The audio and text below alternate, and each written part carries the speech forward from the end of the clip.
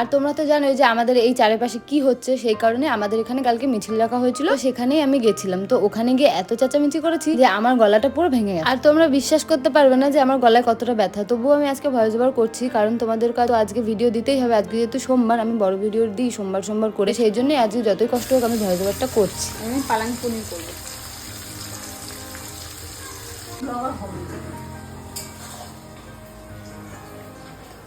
আর এই দেখো তোমাদের সাথে কথা বলতে বলতে আমার পনিরগুলো একদম লাল লাল করে ভাজা হয়ে গেছে। আর জানো তো আমার মা সবসময় বলে রান্না করতে করতে যে রান্না করে তার খুঁটে খেতে, কিন্তু আমার পনিরটা দেখে এতটাই লোভ লাগছিল যে আমি ওখান থেকে ভাজার পরে দুটো তিনটে খেয়ে নিয়েছি। আর আমার যে এই বদ অভ্যাসটা, তোমরা কি কেউ এমন আছো যে তোমাদেরও এরকম হয় রান্না করতে করতে খুঁটে খাও? মানে যেগুলো তোমাদের প্রিয় হয় সেগুলো। বেশিরভাগ ক্ষেত্রে কি হয়, আমাদের মা বাবারা যেটা আমাদের করতে বারণ করে আমরা সেটি কিন্তু বেশি করে করি। আর এই দেখো এখানে আমার তরকারিটা রান্না করাও হয়ে গেছে। আর এখানে আমি ভাইকে বলছিলাম দেখতো তরকারিটা কেমন হয়েছে, আর ও বলছিল যে এখানে আর কি কি রান্না করবে। আমি বললাম যে এই তো পনিরটা হয়ে গেছে,